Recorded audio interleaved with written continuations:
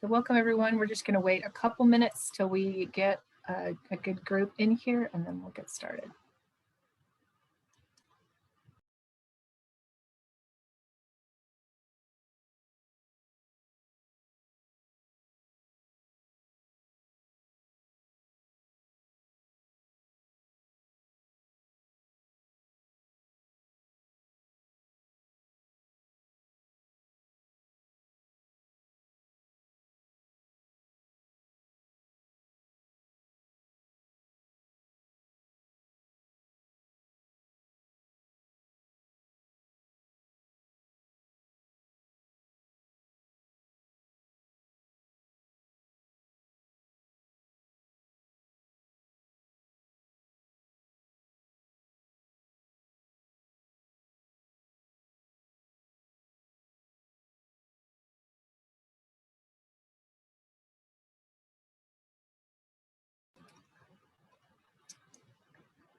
Okay, so welcome everyone. We're so glad you're here tonight. Thank you for taking this evening hour after your workday to join us to hear about the Safety Mobility Study and Report. I'm going to turn it over to Juan Torno real quick, our Spanish interpreter.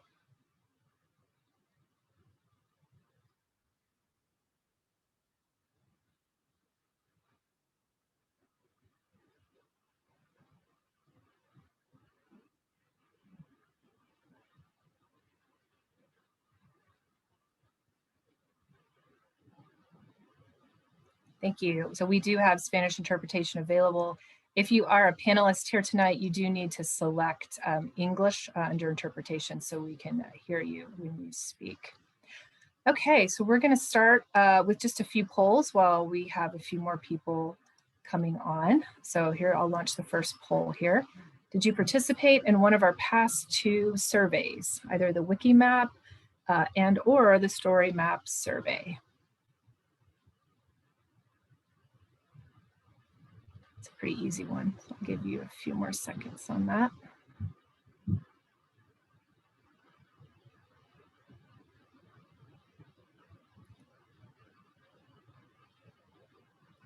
All right, I'm going to end that and share results. So that's great. So 75% of people took the survey and a few people did not. Okay, so here is our second survey. How did you find out about this meeting? TTF email, TTF newsletter, Facebook, Instagram, TTF website, other.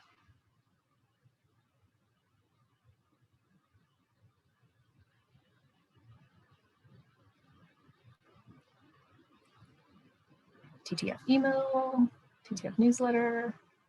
Oh, we got no Instagram people here tonight. Yesterday, I think we had a lot of Instagram. All right, just a few more seconds on this. Okay. There's the results on that. So it looks like the TTF correspondence is getting to people there.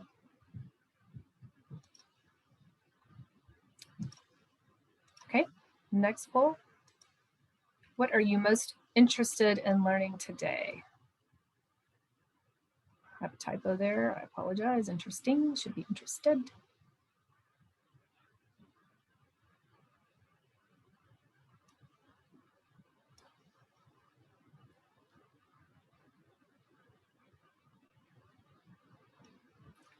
About 5 more seconds.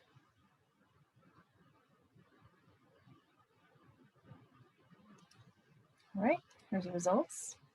So community engagement survey results, recommended projects, #1, of course. And we've got one, this is the first time I heard about the study and next steps. So thank you for that. Last poll. Which city council district do you live in? And this is a long one, so you can scroll down to get District 9 and District 10 on there.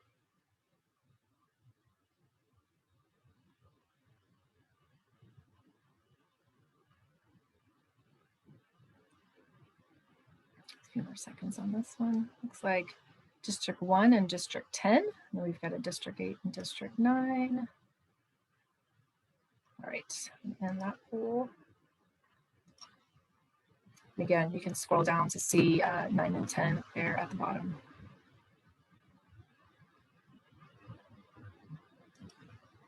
Okay. I think we've had time for everybody to join us here. So again, thank you so much for joining us this evening. My name is Charlotte Tonzer, and I am the project director for the Trail Foundation. We are thrilled to be able to share this report, the study and the recommendations. This has been a process that's been over a year in the workings and in the makes, and even through the pandemic. So just very excited to be here, and thank you for sharing your time with us. So just a few housekeeping things. Just first, it's a webinar, so your mics have been turned off. You are more than welcome during the presentation and to give us questions in the Q&A box. We just ask that if you can please use the Q&A box in lieu of the chat. That helps us organize the questions better. And then we'll be putting some links in the chat box for you as we go through the presentation. And then just as many virtual meetings that we've attended this year, probably many every day of the week. Things happen, so we just ask for grace if we encounter any technical difficulties or little mishaps here and there. So on behalf of TTF, the Austin Parks and Rec Department, and the Urban Trails from the Public Works Department, we just give you a big thanks on this. So we are all partners in this project, and we're just happy to have you here. So I want to introduce everyone that's here, our panelists. I will start with the Trail Foundation. Again, I'm Charlotte, the project director. And so we have Heidi Anderson.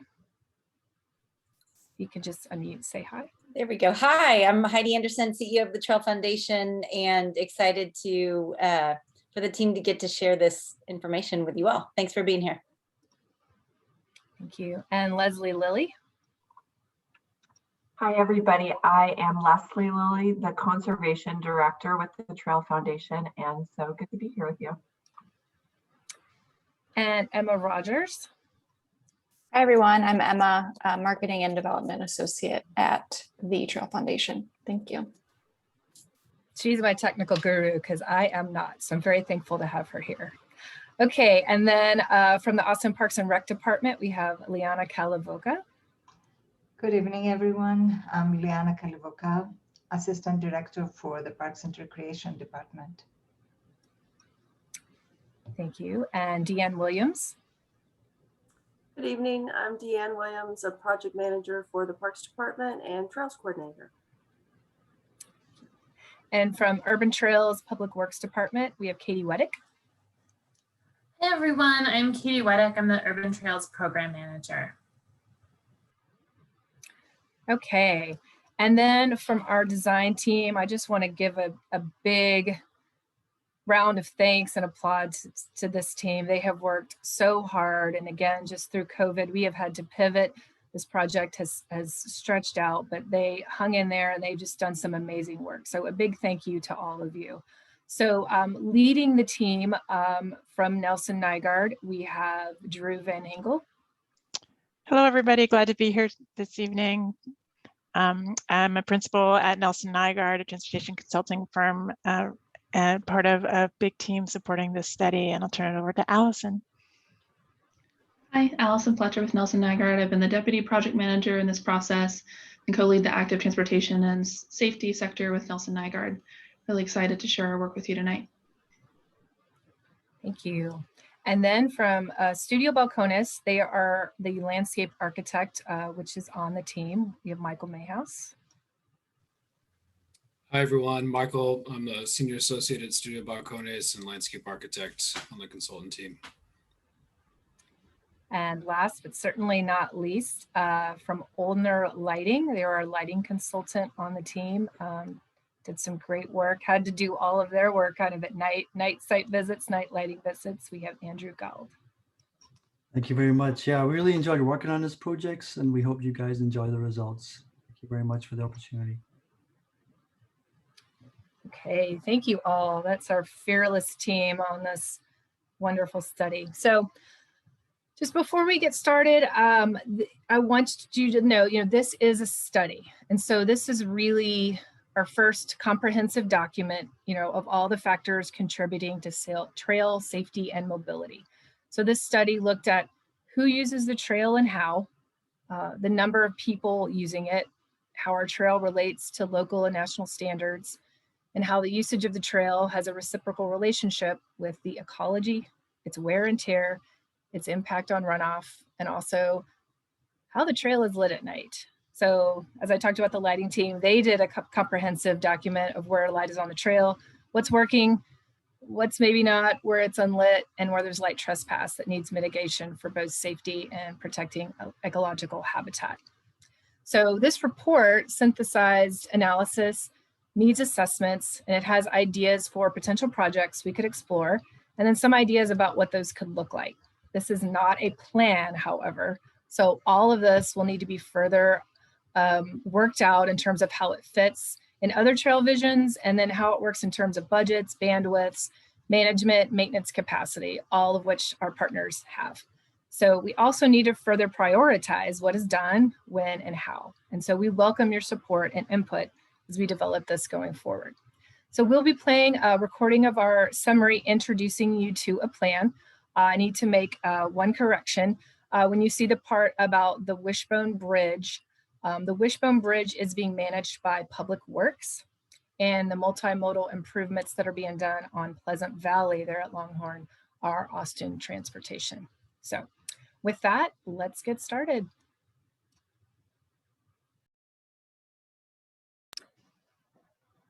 So this is our agenda for this meeting today, and this is what we'll be going over.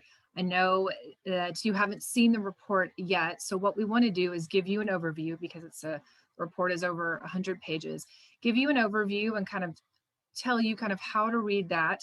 We'll talk about what we did early in the process of our research and analysis, and then the community engagement, and then finish with the project recommendations, and then the specific concept projects.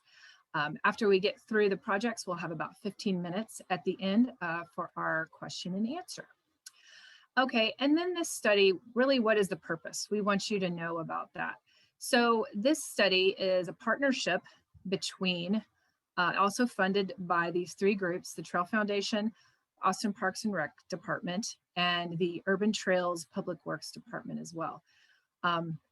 The Anna Roy Butler Trail, if you don't know, it's a 10-mile loop, a trail in downtown Austin around Lady Bird Lake. It is very popular, heavily used. We're actually getting more than 4 million visits per year now on the trail. As probably all of you know, or most of you know, Austin is also growing at a very rapid rate. So the residential and employment density in the vicinity of the trail downtown doubled in the past 10 years.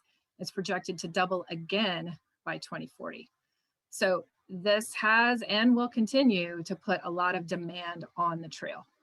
So a key charge of this study is to ensure safety for all the trail users while preserving the restorative experience of the trail, and then inviting new users and balancing equitable investments across different sectors of the trail. So with the growth that I mentioned, of course, the usage of the trail is going to increase. And so really the challenge that this team looked at, challenge and opportunity, is to continue to balance the need to upgrade the trail for all that growth, but do it that it still provides sufficient space to serve these users while continuing to provide respite and relief to increasing numbers of users. So there are some things that are happening right now. We get a lot of questions here at TTF, and so we just wanted to tell you about these real quick. You may know about them. If you don't, this is a great time. Longhorn Dam, the Wishbone Bridge, is moving forward. It was approved in Prop B last year. The project is led by Austin Transportation, and we will put a link in the chat for that. You can get more information. And the second is the Lakefront Trail at Holly Shores. And this is, I think they just received their permit, and then they're going to move into the formal construction bid process. So hopefully we'll be under construction in late 2021. And this project is led by the Parks and Rec Department. Okay, so let's talk about the study here. So the study area for the trail, again, the 10 miles loop around Lady Bird Lake, it started at Mopac and extended over to the east to Pleasant Valley Road. It also extended out from the trail 1,000 feet. So this graphic can show you those areas. This is all the area that was studied for the trail. And then some history about Lady Bird Lake and the trail. It started with, if you could go to the next slide, Tom Miller Dam, and then Longhorn Dam was built. And there was a whole beautification process that followed. Lady Bird Johnson and some other notable Austin people that fought to make this place really beautiful around the lake. Then Town Lake became Lady Bird Lake. If you've been here in Austin long enough, you may still call it Town Lake. And then it was renamed the Ann and Roy Butler Hike and Bike Trail. So you can kind of see all those milestones along. It kind of ended with the scooter campaign, when scooters kind of came to Austin. Scooters started getting on the trail. So we kind of had to address that, and then really kind of kicked off this whole study and thinking about increased usage and different types of usage and future growth. So then as far as the study, it was really critical that we establish guiding principles to help our analysis, direct the recommendations that were created, really just so the trail as we know it could stay as the beautiful crown jewel of Austin, as some people call it, while handling all the growth. So I want to read these to you just really quickly. These are really important. We spent a lot of time coming up with these principles. So maintain trail character as a place of respite, steward the natural habitat and ecology along the trail, use universal design to support accessibility for all, accept crowding at locations where more capacity is needed, but the park width and slope prohibit widening and alternative routing options are not possible. Maintain slow speeds on the trail, integrate the trail into the larger mobility ecosystem, expand sense of safety, welcome, and place, and align with national trail design standards and improvement practices. So keep those in mind as you kind of hear about the rest of the study. And so now I'm going to hand it over to Drew with Nelson Nygaard. Thank you, Charlotte. I'm going to spend a few minutes just talking about the study itself and how to read it. On the following slide, you'll see that the study consists of 9 chapters: an introduction, a description of the study area, which you've already heard about, the history, previous planning efforts, existing conditions, equitable engagement, potential project development, and potential safety and mobility projects and implementation priorities. So the first 4 chapters or so of the study help set the table to describe where we're starting from. The following 3 chapters help to illuminate how we identified projects, and then what they are, what projects are recommended, and how to get started. We're going to, in this video, describe a bit of the data analysis with respect to the existing conditions. The study recommendations were informed by in-person and desktop analysis. On the next slide, you can see that we tried to get an understanding of the users, which today are a vast majority of people walking, shown in purple. These user counts were supplemented with in-person counts. With the help of volunteers, we also collected and analyzed information about the direction of people moving along the trail and across the lake, and came to a better understanding of the potential increase in demand due to growth, plus the need for better connections east of I-35. We'd like to spend a bit of time talking about community engagement, and we'll start by giving you an overview of all the work that was done on the next slide. We were underway at the start of the COVID-19 pandemic, and that meant that most group and in-person outreach strategies had to be reframed or eliminated altogether. The revised engagement process included a website, a survey and story map, focused stakeholder interviews, activity counts, which I just described, and technical advisory committee meetings, which helped to inform the principles which Charlotte illuminated. So about the survey and wiki map, this was an online opportunity which we opened on March 4th and closed on June 30th. 89 people responded to the online survey and 95 people made additions to the wiki map to help us understand where there were concerns locally related to use and enjoyment of the trail. We also conducted stakeholder interviews. We reached out to 54 organizations representing different aspects of the Austin community, community-based organizations, service communities working with people living in low income and people who are Spanish language speaking, elected officials, major employers and business associations, and City of Austin representatives. We spoke with dozens of stakeholders representing these organizations to understand the concerns and opportunities about safety and mobility on the trail. And now I'm going to turn it over to Allison. Thanks, Drew.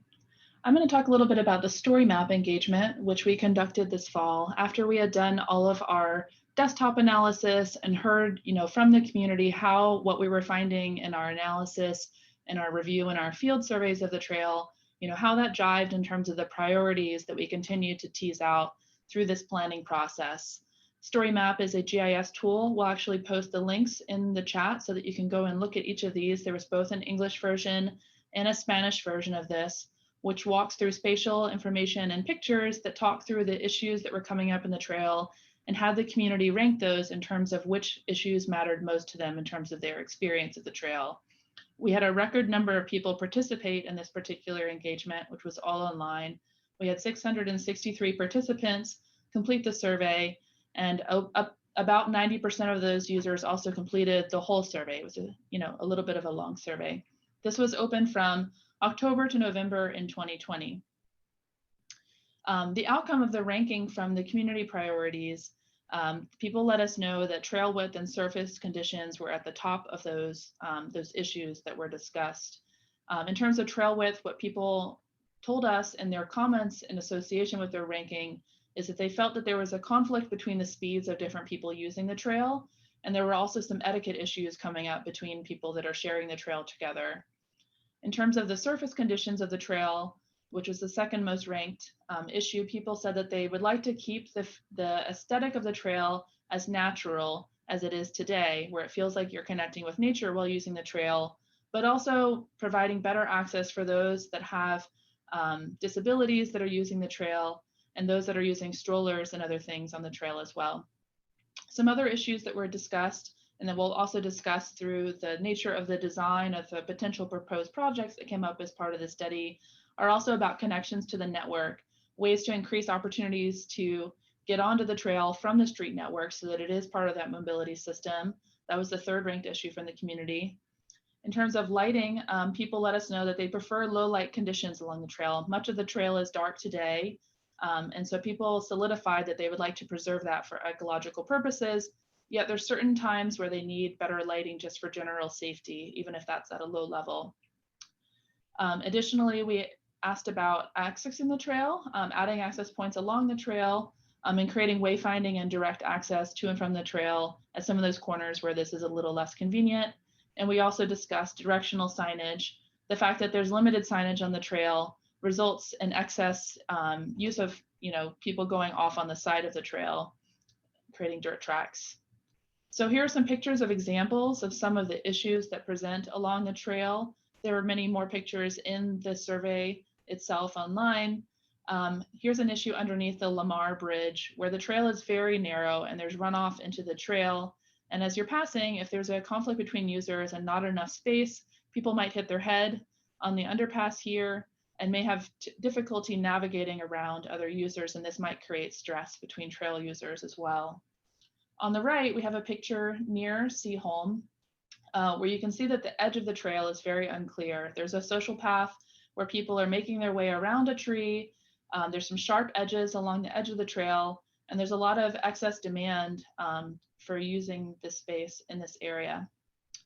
So to resolve some of these, I'm just going to show examples for addressing the top two concerns. We created some decision trees about how to tease out the competing priorities and needs and constraints and how to address some of the constraints along the trail. For example, with some pictures of the actual trail itself, there's some places where the trail is too narrow or there might be social paths, or we're seeing that there's not enough width for the people that are sharing the trail together.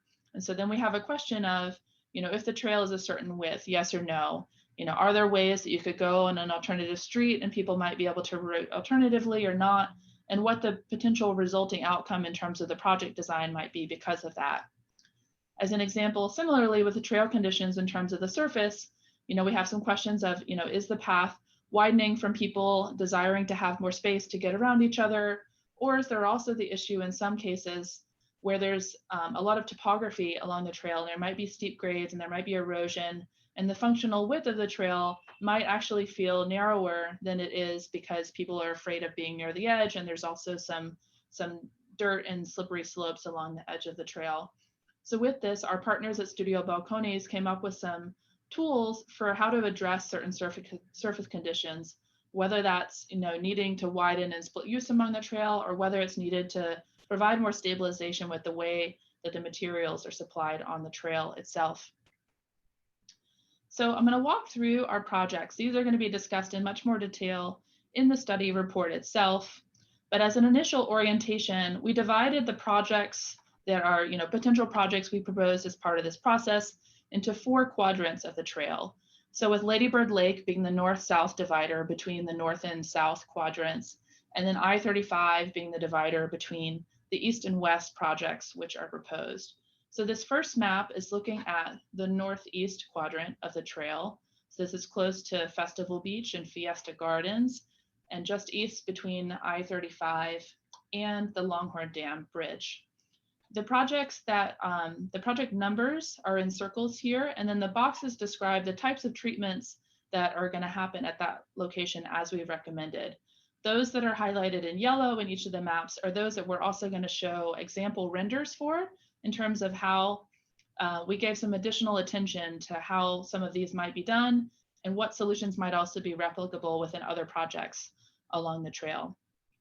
We tried to design an equal number of projects per quadrant, so you'll see that there are 7 different projects that are proposed in this particular quadrant. In the southeast corner of the trail, there's some additional project recommendations. The one that we'll discuss in more detail is what happens here at the juncture between South Pleasant and Lakeshore Boulevard, where it meets the trail, where there's also some bus stops, there's some trail access parking, there's going to be some future issues as this trail connects to the Longhorn Dam Wishbone Bridge. And there's a number of issues with the trail materials along where the boardwalk meets the trail itself. There's some rutting in the materials, so there's some potential projects to address that. There's also some lighting in this area that needs to be mitigated as well. Sometimes that's coming from the softball complex, or that's coming from some adjacent properties, and that's creating temporary blindness along the trail because your eyes dilate in response to that light being very bright. Along the southwest quadrant of the trail, there's a number of projects that are largely dealing with the capacity of the trail. There's some developments that are going to be occurring along the trail. So this project is also trying to inform what are those needs going to be, both at the present in terms of where the trail may need more capacity to serve the demand, but also there's going to be some additional developments that might influence the way that people travel along the trail and use it in the future and how they interact with nature. A recurring theme from Lamar Bridge over to Mopac Expressway underpass is that we're recommending having what we call a double trail. So you might have the existing trail at the elevation that it is today along the trail, but we're recommending that there may be a need to have a secondary trail that's perhaps happening at a higher elevation along the north. And so there's a concept design where we'll talk about this further. We also recommend that this plan sets up the stage for what happens in the Zilker Metropolitan Park Master Plan process and how the trail relates to what happens in that municipal park. In the northwest quadrant, there's a number of projects, including another double trail, where we recommend having better bike facilities along Veteran Boulevard. We also have some concept designs rendered for the bridge pinch points and formalizing some wildflower paths to help the trail users get into the landscape that TTF has worked so hard on in collaboration with their volunteers. And then there's a number of projects addressing the pictures that we showed earlier in terms of stabilizing and formalizing where the trail is as it routes around Seaholm and up and down a lot of topography and going around Shoal Creek. Additionally, we recommend the need for some double trail alignment near the Mexican American Cultural Center, where the trail is inadequately narrow in this area, and people might also travel at higher speeds in some of the areas that are paved in concrete. So I'm going to walk through some of the concept designs that our team has developed in collaboration with Studio Balcones and Oldner Lighting. This project is looking back over at the Festival Beach area at a project that brings together stabilizing some of the erosion issues that are happening in this area while also accommodating stormwater through rain gardens and using solutions that are in the toolkit that we've developed as part of this plan. It also recommends better weaving in the Tejano Healthy Walking Trail throughout this area. Many people might have seen these signs before, but we think there's a way of teasing out a trail improvement project here where that's more integral to the experience of the trail. We also make recommendations for clarifying the connection to the on-street network where people can travel on low stress, all ages and abilities network into the trail and also get around some of the other trailheads where there are events. This is a render of the same area of just what this looks like in sections. So the last one is from the plan view, and this is looking as you're down on the trail, what would that look like? So when I mentioned the rain garden, this is that vegetated buffer that can capture rainwater before it gets onto the trail itself and pushes material downward into the lake. There's also some issues with what to do with curb cuts around this area and other ways to capture stormwater as it runs off from asphalt into the trail as well. In the southeast corner, this is the render for the Pleasant Valley Trailhead. There's a couple trails east of the trail here that come in, and it's a little unclear how to cross the street and also how to navigate from this corner down to the trail. There's a lot of social paths here today, and so this plan recommends having a more robust sense of a gateway into the trail here and to better formalize a trail through this area and to create a better connection with the bus stop that is in this area and to provide some potential meandering paths around the wildflower and nature areas here as well to keep people on track and not creating too many social trails in the area. This is a render of what that view would look like. So this is kind of looking northwest from that corner of Pleasant Valley and Lakeshore Boulevard. There's an existing bike share station here today, and there's also an existing on-street technical double trail where people can cycle as an alternative route to being on the lower speed trail itself in this corner. You can see the paths winding through the area here and having a better framed gateway into the trail to enhance that sense of arrival that you're now in this nature zone.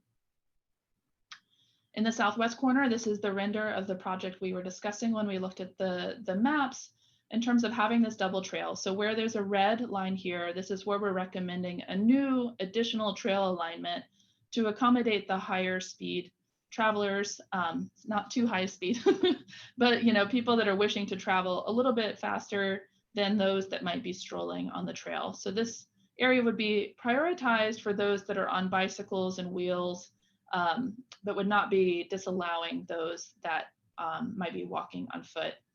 Additionally, this also recommends the potential of having another bridge to better provide a connection. There's a lot of disorientation that happens when users come down this area if you're not familiar, to know to turn right and make two very sharp rights. And there's a lot of congestion around this corner. We heard repeated feedback from the community that they would like these turns to be addressed in terms of the conflicts between users. We also recommend having a better on-street at-grade crossing between where the Pfluger Bridge ends at Lamar Street and those that are on bikes are trying to use the crosswalk to get through the area. This is an example of what that treatment could look like. This is a view of the double trail treatment near this area. There's a couple wetland zones near Zilker Park. And so the Studio Balcones team has recommended having an elevated bridge crossing at some of those locations so there's a lower impact of the trail users on the adjacent natural zone there.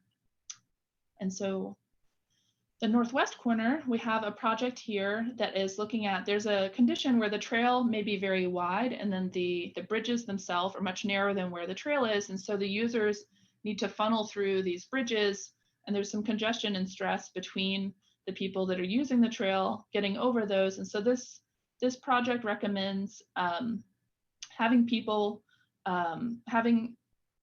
some people route off of the trail onto meander paths, but also to replace these bridges so there's no longer those pinch points at the trail where they meet the bridges. So there would also be low impact footbridges in the wildflower path trails that would go through the area where volunteers have planted flowers in this zone.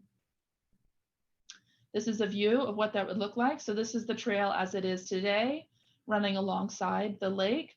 And then you'd have an opportunity to diverge off to a slower footpath that goes through the landscape in this area. And there could be some complementary wayfinding that could help encourage that use.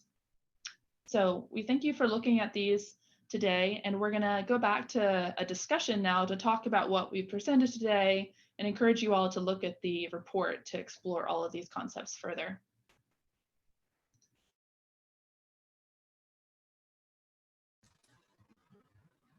Okay. Whew. Is that enough information for everybody?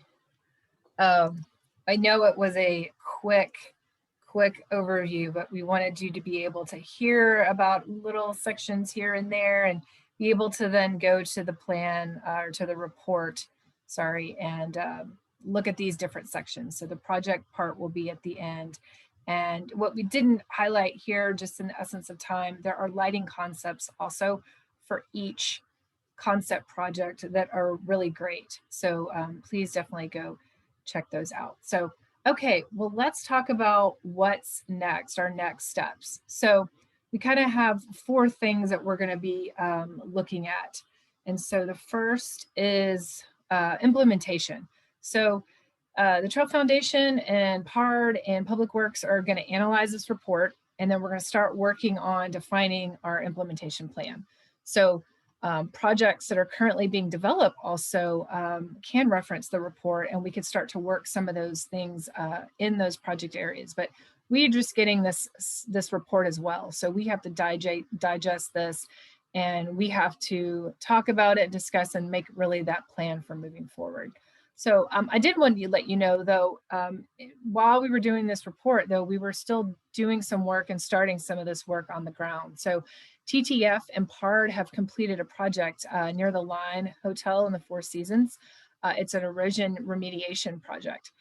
So you'll see some new retaining walls there. If you ever were on that part of the trail, you know that in big rainstorms, all the soil eroded and was on the trail, and it was a mess, and PARD would come and work really hard and clean it up, and then it would just do it again the next rainstorm the next week. So we're really excited about that, making that part of the trail, which is a paved concrete trail, a lot safer. And then TTF and Watershed Protection have been working on some shoreline restoration projects, one at the Southeast Shore, and then there's a big stormwater infrastructure project that we're doing with them at Festival Beach. So on the north side of the lake and east of I-35. So the next would be prioritization. So the report recommends that we start with projects that address surface conditions so we can avoid more costly projects later. So if you think about it, if it's kind of bad now, it's just going to get worse later, and it's going to cost more, and it's going to take more resources. So look at that, and then pursue projects that address trail width concerns, starting with locations east of I-35.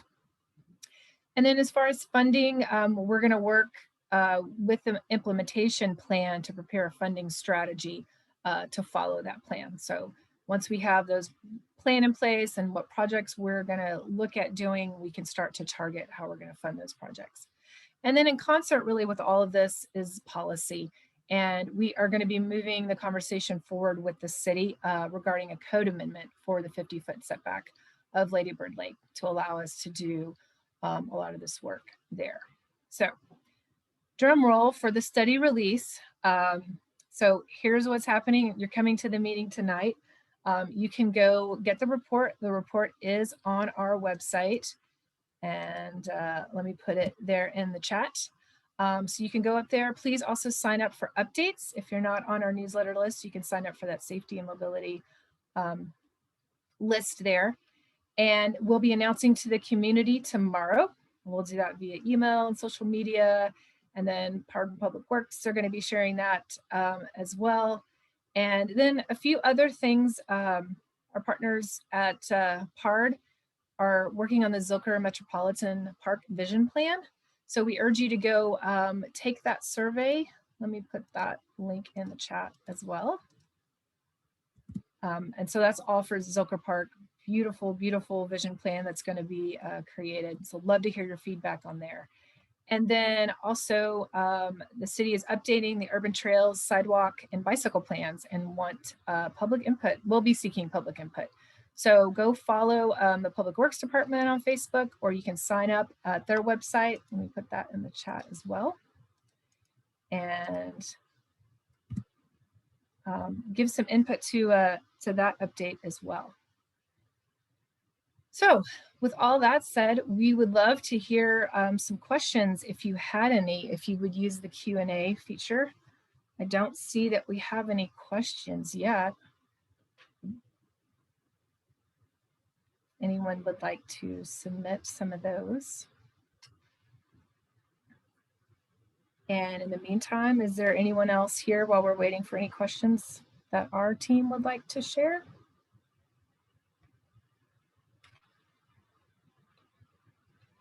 No. No questions. We got some questions. We had the meeting yesterday. It was at noon during lunchtime. I think we had 38, almost 40 attendees to that meeting. Trying to recall some of the questions that we had for that meeting. I think one of the good questions is about how much signage and direction to put on the trail or not. So the study has a map that inventories, the places where we felt that it's not necessarily intuitive on the trail and necessarily welcoming, especially given the trail accommodates so many visitors and tourists and people that stay at the hotels that go out and trying to find their way around. There's a lot of local usage, but also visitors. And so, I think all of that needs to be carried forward into a more comprehensive signage plan in terms of also what signage might be needed, as well as it relates to staying right and other things like that. But we want to make that touch as light as possible in the spirit of this plan, because this is a natural and recreation space. So that was just some of the conversation that we were having yesterday. Yeah, thank you, Allison. And I'll add, when you go and look at the report and you kind of go to the concept projects, just keep in mind these are ideas that we came up with, the recommended projects. Maybe I'll have Allison just add, how did y'all choose the concept projects? Yeah, so I think the team collaborated. We wanted to choose like one key project per quadrant. We tried to look at where it overlapped in terms of where was there community request for improvement, where we saw things in the field ourselves, where all the experts that were on this committee were advising us that there needed to be solutions, and also looking for opportunities where multiple things could be addressed at once. Is it erosion and also lighting and also, a critical mass of needs in one point? But I think the main project that we developed in each quadrant was an outcome of thinking about ideas that haven't been presented in the past. So adding to the web of projects that have been thought about, and also focusing on areas that haven't had that much investment along the trail. We tried to think about, equity in terms of the projects. The project in the northeast quadrant is bringing out the Tejano Trails presence more as being part of this and weaving that cultural history into that location. So I don't know if anyone wants to add anything else, but that was some of the thinking that was going into the project development and selection process. Yeah, thank you for sharing. And what you'll see in the report, we didn't show it here just for timing, but there is a plan where the team looked at all of the plans, master plans, overlay plans, everything that's already kind of been done to date, and looking at all that work. And like Allison said, finding places maybe where things weren't addressed or highlighting things inside of a plan that we felt were really strong and need to be followed through. So there's just one question, so we'll answer it and then we'll see if anyone else wants to add anything and we'll let you go. What is the proper direction for going around the trail?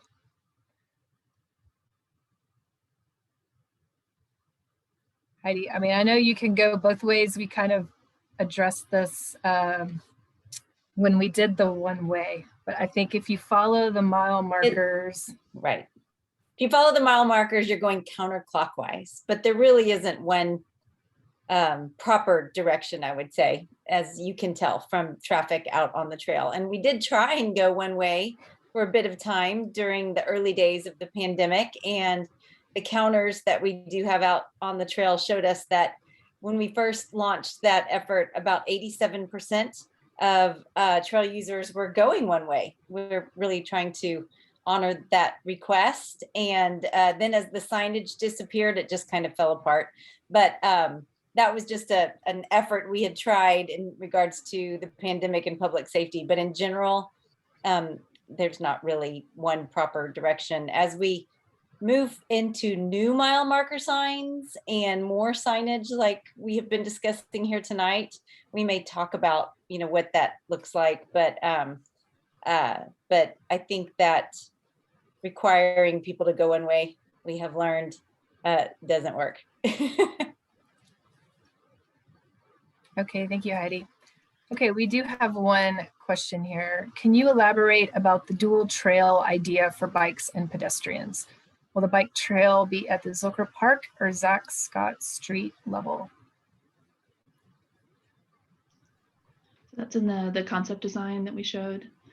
Yeah, so our thinking with that one and that quadrant is it probably needs to be multiple levels. So there would be one trail that's a little bit lower at the elevation where it actually is today, and one that runs along the rim of where the PARD baseball, I'm forgetting the names of these baseball parks that are there, and then go across the creek and run along the edge of Zilker Park.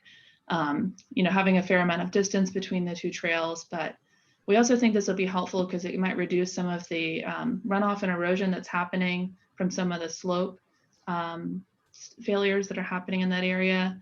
And so having another opportunity in another area to take some of the users can help reduce the tread in the lower area where there's those erosion issues. And the thought is on that upper trail that would kind of be at the Zilker Park level, though, it would still, anyone could use it, a pedestrian or a bicyclist. It would be a wider trail for both uses in both directions. Yeah, so if you think if you're at Lunef Point and you're down, you know, and you turn around, that's kind of trailish height, and then you look up towards that beautiful boulder wall with the landscape, and up above that is like the park height. So those would be the differentials in elevation of those two trails. There's a couple trails like this that exist in Austin. One was recently implemented, also Boggy Creek has one as well if you want to see some of these in the area. If we have the time, I was wondering if Andrew wanted to maybe speak to some of the things that he saw from the lighting perspective out in the field and some of the key ideas here to expand on that, because I think that part of the project is very interesting. Yeah, sure. The lighting was very interesting because the trail itself doesn't really have that much going on, but the surrounding areas are a real mix, a real hodgepodge. We have large sports stadiums nearby, and then we have commercial districts, then we have residential areas. So in a lot of ways, the trail is kind of fighting against those areas. So in some respects, we would like to try and tone down those areas. In other respects, we'd like to try and lift the lighting on some of the parts of the trail so they compete with those areas. And it's really how to get that balance, I think, is the key to going forward.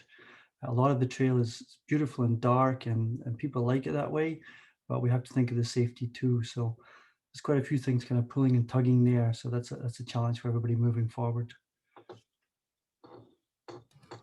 I thought it was real interesting, Andrew, the comment about if, you know, people, it's dark out there, people are wearing kind of headlamps and having lights on their bike, and that's helping them see, but it's not so great for someone coming up to them. It kind of messes with their vision in the darkness and such, correct? That's true. Yeah, we have so varied users. So we have people who don't like it being that dark, so they will have their own headlamps or bicycle lights.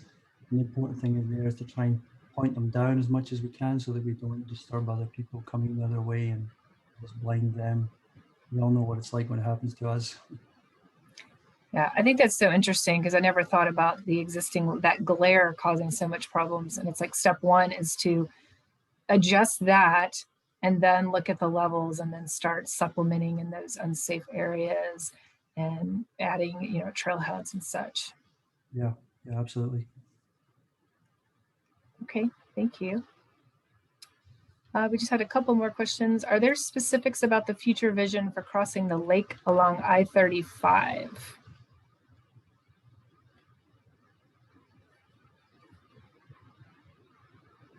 And I guess I assume we're meaning just on the right east face there of I-35. Like a new crossing across the lake, I'm sorry. I think that's what they're saying. That TxDOT is hoping, we're hoping that TxDOT integrates a new crossing with their I-35 expansion, but as we can all imagine, that's definitely a long play. They're not quite to that bridge yet, but we haven't been putting any resources into some kind of a crossing there at I-35, knowing that that is coming. I don't know, You did Liana, address, do you have any go more ahead. to add to that you know of? I might have put her on the spot. I'm sorry, I'm not sure that we heard you, who you were addressing your question to, but since I have the floor, I will say one of the benefits of this study is that we serve as the opportunity for the Trail Foundation and other partners in this study to be involved in the early engagement regarding designs of projects owned by others. And so this would be a great example of that. We did address that existing crossing as far as access wayfinding specifically, I mean, from both sides, because it's really confusing. If you're coming from the north side and trying to find where to go, you know, there's not even a sidewalk related. There's one that goes down. Some people get onto I-35. So we did address those access and connection points in the study. There's one question, is there a curfew for the trail? Deanne, I think it kind of follows part hours except for a few pieces. The code sets a curfew at 10 p.m. to 5 a.m. So the park is open during those hours. The only exceptions are some of our preserves we have special hours for. And I think you can use the Pfluger Bridge, though it doesn't apply to that because that's a connection point. Correct. Yeah. Yeah, it doesn't apply to Pfluger Bridge. Thank you.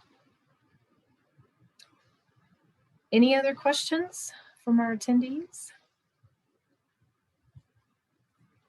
Any other comments that my panelists want to add before we go?